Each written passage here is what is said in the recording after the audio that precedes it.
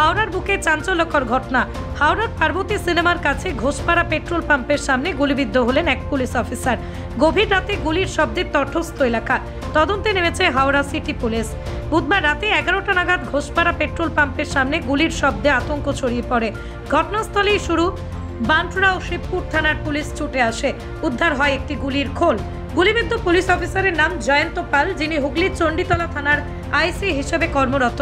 গুলিটি তার হাতে লাগে বলেই জানা গেছে। তাকে সঙ্গে সঙ্গে হাওড়ার একটি বেসরকারি হাসপাতালে ভর্তি করা হয়।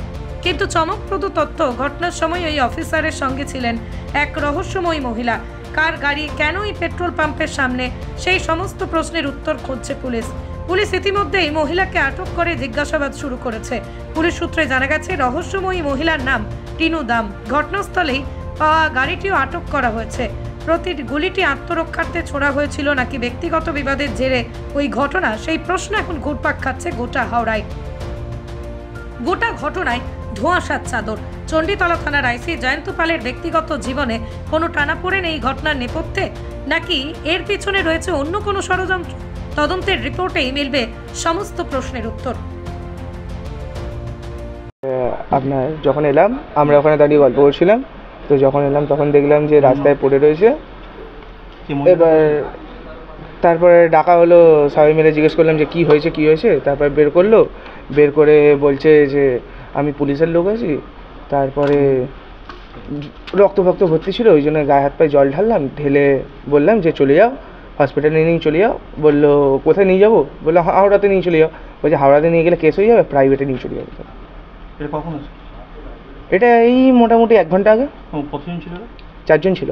4 জন? কি 4টে ছেলে না মেয়ে ছিল? একটা মেয়ে ছিল, 3টে ছেলে ছিল। কার গুলি লেগেছিল? কে গুলি কার লেগেছিল?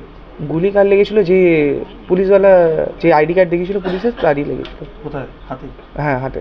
আচ্ছা, আর মহিলা কোথায় পড়েছিল? মহিলাটা গাড়ির মধ্যেই বসেছিল। আর বাইরে যে পড়েছিল? বাট মহিলার পুরো মুখে রক্তে ভর্তি ছিল। আচ্ছা, কে গুলিটা কে করলো সেটা কি দেখা গেল? না, গুলিটা কে করেছে, আদৌ গুলি চলেছে কিনা সেটাও বলতে পারছি না, সেটা জানিও না। জাস্ট কথায় এসেছে যে গুলি চলেছে।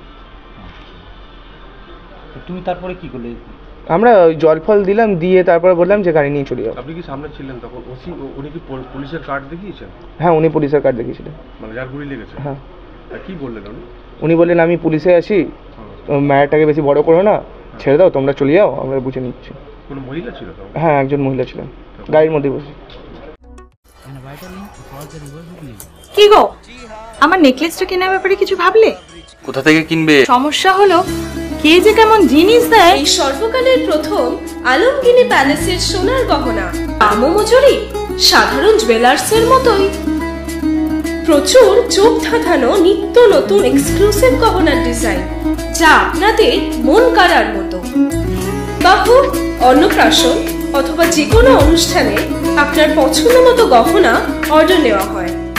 যখন দাম ও মজুরি সাধারণ জুয়েলার্সের মতোই, নিত্য নতুন ডিজাইন ও প্রতিটি গয়না গ্যারান্টি যুক্ত পাওয়া যাচ্ছে, তাহলে আজই চলো শোরুমে আলমগিনি প্যালেসে।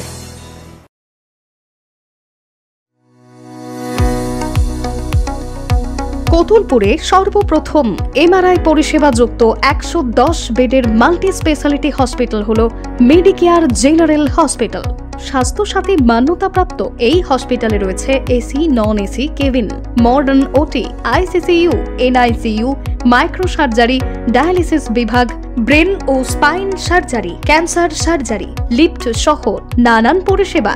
এছাড়াও রয়েছে সিটি স্ক্যান পরিষেবা যুক্ত নিজস্ব ডায়াগনস্টিক সেন্টার, ডক্টর চেম্বার্স, ওষুধের দোকান সহ 24 ঘন্টা অ্যাম্বুলেন্স পরিষেবা।